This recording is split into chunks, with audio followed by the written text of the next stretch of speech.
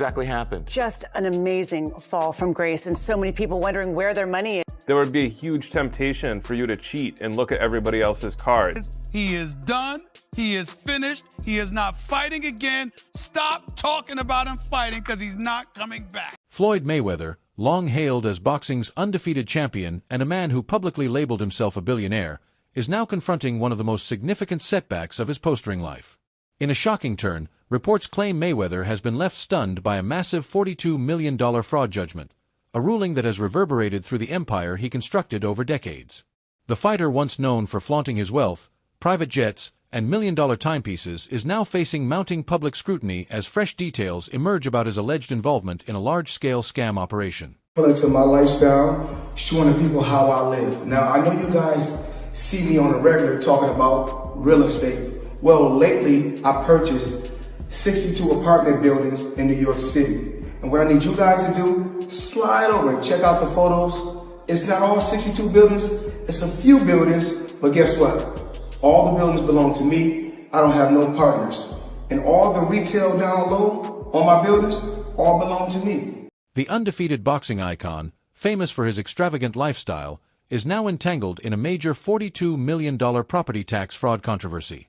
According to court documents, Mayweather is accused of orchestrating a scheme built on forged paperwork, inflated business valuations, and the diversion of investor funds to finance his own lavish spending habits. Floyd Mayweather is on an absolute real estate buying spree. I'm honestly having kind of a hard time keeping up with all this. Just listen to some of these headlines. All of these were posted just in the last 8 days alone. Floyd Mayweather lands $402 million deal to buy over 60 buildings in New York City. Mayweather puts $100 million in $3 billion JV. Mayweather buying a stake in former Versace mansion in Miami Beach. I knew this guy was rich, and it's no secret that he's been doing some big real estate deals lately, but he's absolutely on a roll right now. Different sources give different numbers, but Floyd's net worth is estimated to be as high as $1.5 billion, which makes him one of the wealthiest athletes in the world. Because of that, he's owned massive mansions in Las Vegas, Beverly Hills, and Miami over the years. Reports have also emerged claiming that several of Mayweather's most valuable real estate assets, including 9 skyscrapers in New York City, have either been frozen or placed under legal control while the case remains under review. These latest developments have cast a heavy shadow over the image he spent years cultivating as a shrewd investor and accomplished businessman. Although Mayweather has denied the allegations, the controversy now places both his financial empire and his long-term reputation in sports and beyond at serious risk. My first investment was real estate, commercial real estate, huge skyscrapers. Actually, what I own. You're bragging now. No, I'm not. Now bragging. you're bragging. No. You can brag, man. Shit. No. Actually, what I own right now is 9 skyscrapers. I'm building my 10th skyscraper right now. So I own 9 skyscrapers, and I'm building my 10th skyscraper. ESPN analyst Stephen A. Smith, known for his outspoken delivery, has recently directed sharp criticism toward Floyd Mayweather Jr. following reports surrounding the boxing star's alleged financial troubles. Through a series of heated remarks, Smith made clear that he was taken aback by Mayweather's reported connection to a property fraud case, openly questioning how a figure of his stature could become linked to accusations of that nature. Here's the reason why. He's retired, number one. Number two, he had already proved himself as a world champion, made a whole boatload of money, got $700 million in 2 fights, for crying out loud. He did all of that stuff. Then he retired, and he's announced that essentially these are exhibitions. He's just having fun with it because he's getting old. He's 45 years old now, and he did what he came to do. That's entirely different than a 25-year-old on the come up, knocking people out. Smith's critique centers on the stark contrast between Mayweather's image as a savvy and successful businessman and the severity of the claims now attached to his name. He emphasized how grave the situation could become, pointing to the potential damage to Mayweather's legacy if the accusations are ultimately proven true. Mayweather was undefeated for the last half of his career with one hand. He constantly broke his hand. Yeah. He would go into a ring knowing he had no shot at knocking somebody out because his hands were hurt too much, and literally walked in the ring and said, "I'm going to embarrass you and humiliate you by showing the world you can't hit me." Stephen A. Smith has personally witnessed the extravagant lifestyle Floyd Mayweather Jr. is known for. During a private visit to Mayweather's opulent mansion in Las Vegas, Smith got a first-hand look at a world defined by extreme wealth and meticulously curated luxury in every detail. What's your definition of toy? Well, private jet, Enzo, Bugatti. Let's walk over here. I'll show you a couple toys. They call this the $1 million garage. I know we're on television, Floyd, but I think it's necessary for me to say, damn. What struck Smith, even beyond the sheer scale of the mansion, was Mayweather's extraordinary collection of luxury cars. Inside the garage sat a breathtaking array that included several Rolls-Royces, a Bugatti Veyron, and a Ferrari 488 GTB, all maintained in flawless condition. Mayweather's passion for elite automobiles has been widely documented over the years, with reports claiming he owns more than 100 high-end vehicles, some never even driven, existing largely as displays of his immense fortune. Talk to me about why you make the decision to drive different colored cars in respective cities. Spoiled brat. Oh, just being a brat? Just being a brat. The 7 cars that you showed me are in excess of $15 to $20 million. Let me see what's the number. We go 3-1. And you don't drive them. It's close to 15 million. You're right. It's close to 15 million. Floyd Mayweather has also cultivated a reputation for investing in real estate, with one of his most significant moves tied to a major property purchase in New York City. Among the most notable was the reported acquisition of the Black Spruce portfolio, a $42 million deal involving more than 60 buildings in Upper Manhattan. The portfolio includes roughly 1,000 affordable housing units, making it one of the largest multifamily transactions in the city that year. Beyond the financial returns and potential tax advantages connected to affordable housing, the investment also carries personal meaning for Mayweather, who spent part of his childhood living with his family in a small one-bedroom apartment.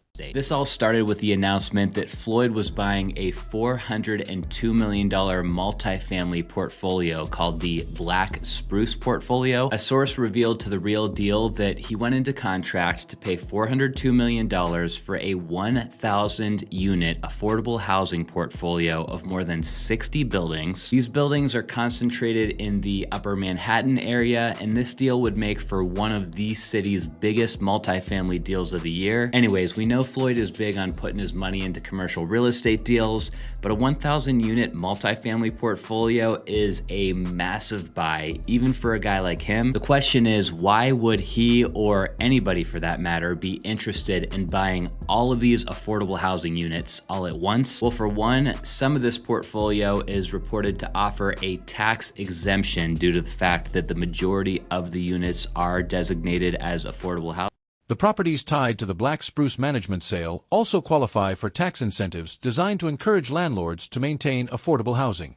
Those exemptions can remain in effect for up to 40 years, helping ensure that the units connected to Mayweather's investment stay accessible for decades.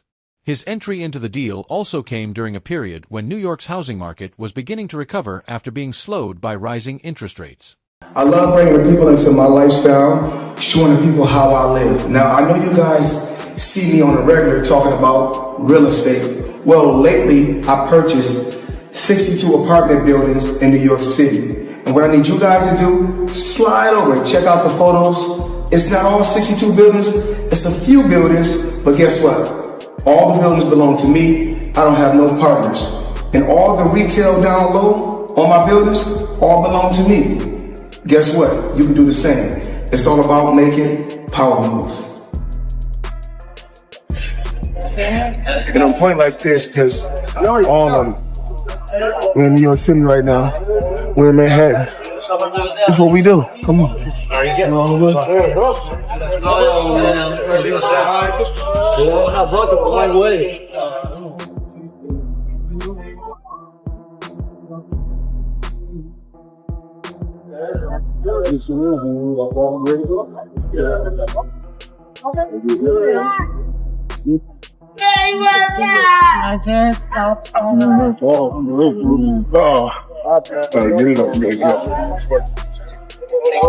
All this money made. No partners. All by myself. Over 1,000 apartments. I'm just getting started.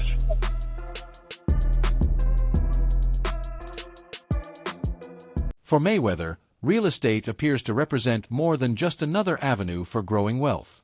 He has often used his property ventures as an example to motivate others, publicly stating that they can follow a similar path by making bold financial decisions. That mindset reflects how he views real estate not only as an investment strategy but also as a way to build influence, create opportunities, and leave a lasting legacy. Seeing one of my buildings is One Summit, Yes. It's one of the tallest commercial buildings in the world. So just in New York alone, I got 9 skyscrapers. And Andrew Mathias, great business guy. This is what he told me one day. We took a walk. We was in New York. We was taking a walk. He said, "You see that building right there?" He said, "Yeah." We said, "We own that. You see this building? We own it." So we was walking and walking. Then he said, a boxer makes money when he boxing. A football player makes money when he playing football. Basketball player makes money when he playing basketball. He said, but New York real estate, you make money when you sleep. Floyd Mayweather Jr. is widely regarded as the highest-earning boxer in history, a distinction built on both his elite in-ring talent and his unmatched ability to market himself. He stepped away from professional boxing in 2017, closing the chapter on a career filled with dominant performances and massive paydays. Even after retirement, Mayweather continued making headline-worthy purchases, including luxury homes in Los Angeles and other high-end possessions that reflected the fortune he had accumulated. Floyd Money Mayweather up until recently didn't have any money, so Floyd is the highest earning athlete in his career, making over $1.1 billion. And after making a killing, he ended up retiring in 2017. However, he dug himself into a hole after making super lavish purchases like this LA mansion. It was so bad that he actually owed $22.2 million to the IRS, which made him have to come out of retirement to pay that back. Like and follow for more. Despite the enormous wealth he amassed, reports later suggested that Mayweather was dealing with significant financial pressure behind the scenes. One of the biggest issues was a reported $22.2 million debt owed to the IRS, a burden said to be a key reason behind his return from retirement for exhibition bouts. Maybe another reason Floyd Mayweather has agreed to fight Conor McGregor. ESPN reporting that Mayweather, get this, still has not paid his taxes for 2015. We don't know how much money Mayweather owes, but he's asking the IRS for a break. Until the fight, the end of August, Mayweather made about $220 million from his fight with Manny Pacquiao. That was back in 2015. He's expected to make about that much for the McGregor fight. Maybe he should have stayed retired and paid his taxes. Yeah, pay taxes. Usually that catches up with you if you don't do that. Records show that Mayweather had outstanding tax liens dating back several years, including a reported $7.2 million balance from 2010. In a filing submitted to the U.S. tax court, he argued that although he controlled considerable assets, much of that wealth was tied up in forms that were not easily converted into cash, making an immediate payment difficult. He requested that payment be postponed until after his 2017 bout with Conor McGregor, expecting the money earned from that event to satisfy his tax debt. Well, it turns out that the rumors were true, and Floyd Mayweather has been trapped in Dubai for the last 50 days. Gervonta Davis was the first to claim it. Now multiple insider sources have confirmed that he is in fact trapped in Dubai for a debt that has nothing to do with boxing. After doing a little digging, it seems that someone in his camp, while he was shopping for jewelry in Dubai, stole one of the pieces, got away with it, and then blocked all communication with Mayweather. Since then, Floyd has already paid for the jewelry, but they refuse to let him go until they get their piece back. And allegedly, this guy right here is the thief that started this whole mess. Mayweather has earned vast sums of money over the years, but he has also faced accusations of collecting payments for appearances, merchandise, and special events that allegedly never took place. According to those claims, fans spent money on meet and greets, public appearances, and exclusive content only to never receive what had been promised. A TikTok expose also added to the criticism by suggesting that much of his public image is driven more by hype and illusion than by genuine substance. I am just flabbergasted that the highest paid boxer, one of the most famous people on the planet, Floyd Mayweather, has managed to become a repeat offender as a scam artist. NFT world, guess what? Guess what? Drop. And of course, I'm the money man. But guess what? Sure are. We're not done yet. We aren't? They told me there's more scamming to be done. And it's not over. My God. Autograph gloves. Oh my God. That's incredible. 2,000 people that invest in his NFT project get a chance to win autographed gloves. It's crazy. But you might be asking, did he actually follow through on his promises and deliver these gloves? Of course he fucking did. Money May, you all know the rest. Money May, you all know the rest. You just got scammed again. Mayweather has long made it clear that wealth sits at the center of his mindset. He has openly said that he wants his children to continue the same kind of business path he has built for himself, with his ultimate goal being the creation of generational wealth. At the same time, that outlook has drawn criticism from people who feel his pursuit of money often appears to come before values and character. I believe in building generational wealth. Even like when my children, all four of my children are adults. And I told them, no more handouts. Because I feel like I'm hurting my children just by, I give them money, they go shopping, they put gas in their car, they party, they come back, I need money. I give them money, I buy them houses, I buy them cars. Told them, listen, if you guys go to school or you work in one of my businesses, then you can branch off, get your own business, and I'll put the money up to help you start a business, but I need you guys to take what I've already started and triple and double that, and then I need my grandchildren to come behind you guys and do the same. That image of Mayweather as someone driven above all by money has also shaped how many younger athletes view success. Stephen A. Smith argued that the new generation is not looking at Floyd's technical brilliance, defensive skill, or elite boxing intelligence as the main source of inspiration. Instead, he believes they are focused on the size of his fortune. Smith said that mindset hurts the sport because it teaches rising fighters to value wealth more than excellence. And in the process, it threatens to weaken the very legacy Floyd once built inside the ring. It's the businessman in Mayweather they actually love even more. As the sun clearly set on the boxing career of Mayweather, many can reflect on a lot of things about the man. He wasn't a Mike Tyson-like knockout artist, or even Tommy the Hitman Hearns. To many, he wasn't even Sugar Ray Leonard. He certainly can't be confused with Muhammad Ali or any other fighter who's ever been socially conscious. No doubt he was guilty of domestic violence, as our very own The Undefeated accurately pointed out. He definitely had his share of boring fights that didn't give the people what they actually wanted to see. But that ain't the legacy these athletes are paying attention to. What they're paying attention to instead is the $1 billion plus Mayweather has earned in his career. How box office he made himself. How he's been his own boss, answerable to no commissioner, no owner, no GMs, and barely even the fans for the last decade in achieving unprecedented wealth, fame, and control of his own name, his own brand. And how despite strenuous efforts by so many to bring him down, they simply weren't able to do it. You want to see an athlete drool? The idolized displaying deference and respect? What do you think about Floyd Mayweather's reported $42 million scandal? Could this be the beginning of the collapse of his empire? Or do you believe he'll find a way to recover once again? Share your thoughts in the comments below.